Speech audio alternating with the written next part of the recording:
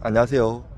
법학 박사 김철중입니다. 오늘은 형사 고소장 등에 대해서 말씀드리겠습니다. 우리가 고소장 이게 쉽지가 않아요. 뭐 대충 심파조로 그냥 써갖고는 고소장 잘 안 받아줘요. 뭐 고소장 쓰면 무조건 다 받아주는 줄 아는데, 오히려 다 받아주면 더 문제가 생길 수 있어요. 나중에 무고죄라든지 오히려 역고소 당할 수 있고요. 그 고소장을 써서 경찰서 민원실에 내면 거기는 변호사님도 계시고, 어떨 때는 그 수사관 중에서 이제 과장급 되시는 분들이 이렇게 고소장 보셔요. 만약 예를 들어 돈 못 받아가지고 이제 사기죄로 고소장을 내면 이렇게 읽어보시고, 이건 민사로 하셔야겠는데 변호사님이나 그 수사과장님이나 얘기를 하세요. 만약에 근데 이게 진짜 이게 형사를 할 것 같으면 그 접수 찍은 다음에 다른 경제팀이면 경제 1팀 2팀 이렇게 팀장님도 있고 각 경위 경정 다 쭉 앉아 계셔요. 여자 경찰관님도 계시고 쫙 앉아 계셔가지고 그걸로 배분해 줘요. 그러면 팀장님 보시고 또 자기 밑에 담당 형사님을 지정해 주시고 이렇게 되는데, 이게 고소장을 고발장도 그렇고 특히 몇 년 전에 이제 검경수사권 조정돼 가지고 경찰관님들의 업무가 많아 가지고 요즘 칼럼이나 이런 데 보면 고소장 잘 안 받아준다고 변호사 분들이나 이렇게 글 쓴 거 보신 적 있으실 거예요. 법률신문 이런 데 보면 이제 일도 많으시고 이런데 막 이렇게 고소가 남발되고, 요즘 돈 못 받으면 특히 그냥 한국 사람들 형사고소부터 하는 분들이 많아요. 그래서 기소율이 한 5%도 안 됩니다, 사기죄 같은 경우. 근데 고소장을 그래도 억울하잖아요. 진짜 돈 빌려주는데 못 받으면 이게 사기 치려고 하는 경우도 굉장히 많아요. 피해자 입장에서는 굉장히 억울한 거거든요. 그래서 만약에 사기죄로 고소를 한다 그러면 형법 347조에 보면 1항 2항이 있는데, 이게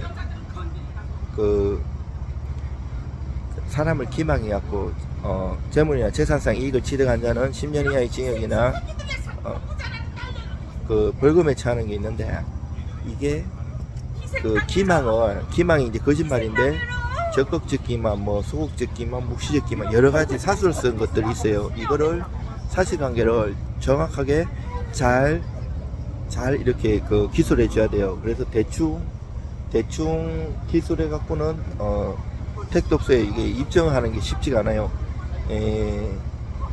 내가 억울하다, 네가 수사해가지고 나 억울함을 풀어줘 이렇게 해갖고는 우리나라 인력도 수사관님들 부족하고, 더군다나 이제 검경수사권 조정해갖고 수사를 경찰에서 마무리를 지어야 되는데, 물론 큰 금액의 사기죄나 횡령죄, 재산죄 같은 경우에는 검찰청에도 보낼 수 있는 경우 예외적으로 있어요. 그러면 수사 지휘를 하시는데, 이게 이제 관할 같은 것도 이 피해자의 주소 지어야 되는데, 내가 만약에 서울 살고 사기 친 사람이 제주도 산다. 그럼 제주도 경찰 관세에다가 내야 돼요, 고소장. 그러면 내가 조사받으러 가면 원래 고소장 낸다고 다 그냥 바로 가해자 불러가지고 족치는 게 아니고요. 먼저 고소한 사람 진술조서를 받아요. 딱 불러가지고 이게 수사관님이 크로스 체킹해갖고 계속 묻고 답하고 거짓말이 아닌지 이렇게 해요. 단순히 돈 빌려주고 못 받는 이런 금전 사기 이런 것도 있지만 대여금 사기도 있지만, 여러 가지 사기에는 종류가 수백 가지가 넘어요. 엄청 많아요. 그리고 복잡한 것도 많아요. 특히 부동산 PF나 부동산 담보대출 부동산 사기하고 엮이면 굉장히 복잡하거든요. 그런 거를 잘 버무려 가지고 해야 돼요.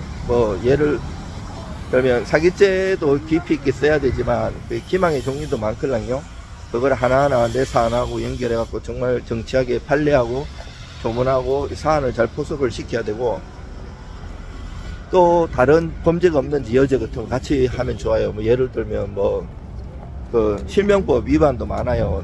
공사 이렇게 하면서 뭐 자기 다른 뭐 형제 자매나 부모 이렇게 명의를 해놓고 막 공사 치는 애들도 많거든요. 그러면 그 실명법 위반이에요. 원래 부동산 실 권리자 그 실명법에 이제 그 김영삼 정권 1994년도인가 그때 생겼어요. 그때 이게 그 예외적으로 허용 가능한 게 부부 사이하고 종중 사이인데, 부부 사이도 이제 탈세 목적이 없는 경우만 봐주고 형제나 부모 사이 이런 거는 다 처벌하거든요. 그리고 그 사업하면서 다른 그 불법 저지른 거 이런 거 같이 고소를 하고, 이 사기죄에서도 우리가 이제 형법에 죄도 많이 있지만 개인집법이, 사회적법이, 국가적법이 죄가 많이 있죠. 그것도 나라마다 우리나라는 개인집법으로 하는데 다른 나라는 다른 법이고 하는 데도 많고요. 외국 입법 내도 많이 알고 논문도 많이 알아야 돼요. 국제적인 흐름을 알아야 돼요. 그리고 그 형사특별법이 많이 있어요. 엄청나게 많아요. 뭐 성폭법이라든지 성폭력범죄 그런 거, 뭐 도청에 관한 거, 뭐 이게 도로교통법 위반이라는 여러 가지가 되게 많아요. 단순히 형법상의 그런 수준이 아니고 엄청나게 죄도 많고 또 특별법도 많기 때문에 오도장은 제대로 잘 써야 돼요. 대충 써가지고는 안 돼요. 저는 이제 박사과정에서 형법하고 형사소송법을 깊이 있게 해갖고 박사 논문도 통과를 했고, 신림동에서 형사소송법도 가르쳤었고, 깊이 있게 그걸 공부를 좋아해서 지금도 많이 논문이나 연구를 하고 있어요. 근데 이 대충, 그리고 일도 많이 했지만 대충 그냥 이렇게 심파주로 쓰고 그렇다고 또 막 전문적으로 막 할래만 떡칠한다고 되는 게 아니에요. 그거를 정말 잘 버무려 갖고 밥상을 이렇게 형사님한테 딱 갖다 줘야지 제대로 의지를 가지고 수사하고 이러는데, 대충 만약에 또 내가 목적이 이제 돈 못 받아고 돈 받을 목적으로 보세요. 이렇게 가가지고 형사님 앞에서 나 돈 못 받아가지고 그것 돈 받아달라고 이렇게 하면 안 해줍니다. 왜 그게 목적이야. 처벌해달라고 강하게 얘기를 해야 돼요. 기껏 해갖고 돈 받아달라고 하면 집어 던져버립니다. 줘서 안 그런 분도 있겠지만 목적은 말씀을 잘해야 돼. 진짜 처벌해달라고 그리고 형사기관은 돈 받아주는 기관에 별도 민사를 제기해야 돼요. 그렇지만 이제 돈 받을 목적으로 많이 하죠. 그리고 고소장에는 지금 하시는 법원 형님 만나갖고 있는데 인사를 하는데 지금 유튜브 찍고 있어가지고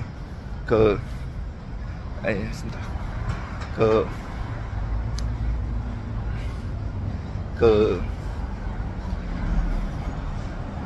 인사 안 하고 이제 유튜브 계속 찍겠습니다. 그래가지고